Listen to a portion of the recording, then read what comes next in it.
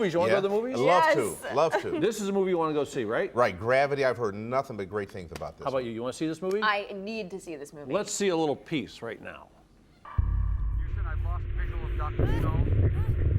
Houston, I've lost visual of Dr. Stone. Do you copy? Yes, I copy. I'm Give me your detached. position. I don't know. I'm spinning. I can't. Report your position. GPS is down. I can't. You have a visual of ISS. No. You need to focus. Anything. The sun and the earth. Give me I can't coordinates. breathe. Give me I can't breathe. coordinates.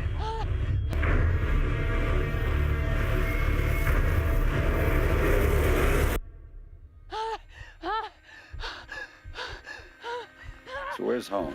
I get a little bit of a chill right there checking that out, didn't you? I did. I got to tell you something. They had a screening for this Tuesday night. I saw this at the Toronto Film Festival, and I come back, I tell everybody, man, this is unbelievable. You sit on the edge of your seat, and then you think you're overselling the movie. Then I talked to some people that saw it the other night. Yeah. Oh, my goodness. It works. It's only 87, 88 minutes long. It's not that long. It's just terrific, and it really shakes you up, man. It's a good thing it's not any longer. Guess what? This thing is even exciting for people who have actually been in space. I had a chance to talk to Dr. Katie Coleman. She's the person who's in charge of running the arm on the shuttlecraft on the space station, and Dr. Mike Massimino, who is one of the commanders of the shuttlecraft and been up at the space station. And this is what they said about seeing the movie. I was exhausted when it was done. Me too. Well, you know, at NASA, we make this look easy because we try to make sure that we're safe. We're thinking about what if this happens, what if this happens, but it is not easy. And this movie really underlines that. I mean, I'm not sure if I want my mom to see it or not, truthfully. Mike was telling me that when he was working on the Hubble, that they were up in debris fields flying around, like in this film. So this must have brought something back to mind. Well, it brought a couple things. One is that my spacewalking buddy when I was working on Hubble was Mike Good, who's from Cleveland. There you go. And he's an Indians fan to boot. But when Mike and I were out there, you know, that was a concern that we had about because there is debris in the area. The Hubble had taken hits. There's a hole in one of the antennas of a big antenna dish. It's got about a hole about the size of a silver dollar in it. So you know that there is stuff up there that can hurt you, but you know, you try to minimize that risk. And if something happens, we were pretty confident we'd be able to help each other out.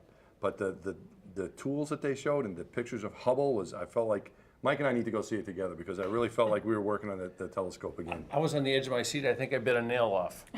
You know, when we're looking down, it's always nice to have good geographical references. So it's easy to see Cleveland, which Great is Lakes. a very popular, you know, place. Carl Waltz is one of your astronauts from there. That's one Cleveland fact. There's a little research there he too, is huh? in charge of the newest supply ship that will go up to the International Space Station, launching on Wednesday. And he and I have been working together to do that, where I am the coach of the folks that are up on the space station that are going to catch it.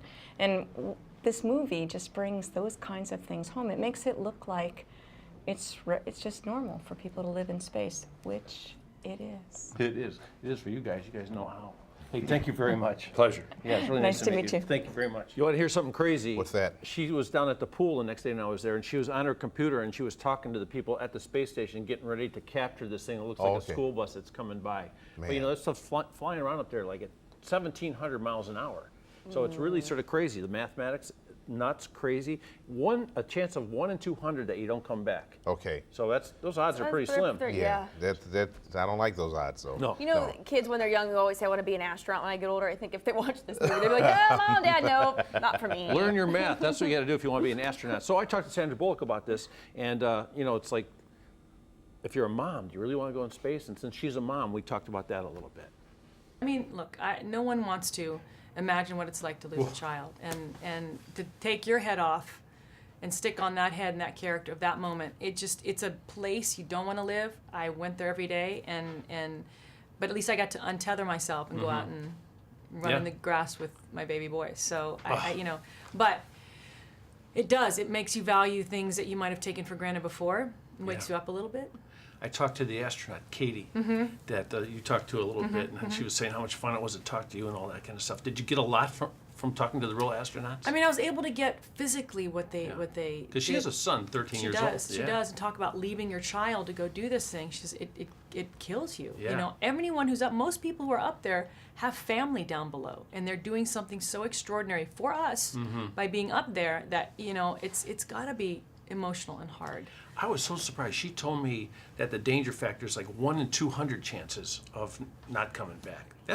That's not slight at all. Imagine every time you take off. I mean, you know, taking off in a plane is Yeah. kind of risky, and you know, I don't like flying. This is like, wow. This is, I mean, they put their lives on the line to have this experience, to educate us, and we need to. I mean, we need to learn more about why they're up there and what gifts they bring up there. You know, they have a talent before they go up there. They had a talent before being an astronaut, a specialty that they're applying up there, and pretty extraordinary people. Fantastic movie. It is. Let me state right now, if Sandra Bullock is ever lost in space, I will go get her. She has nothing to worry about. She's a lovely person. Yes. Is she really that nice? She's really that nice. I mean, she's just a great Yeah. person, and she's a lot of fun. One of my favorite movies of all time, While You Were Sleeping, I thought was Oh, yeah? yeah. Look at you. Oh, yes. I'll go get her. I asked her too. I said, you know, this movie. I said I don't want to be a smart guy, but it's sort of like oddball kind of Speed. Remember on the boat? Oh, on the right, bus right, rather right. going like this, and you got to see this movie. It's just fantastic. All right. Gravity Thanks. opens Friday. Jimmy, thanks for coming on.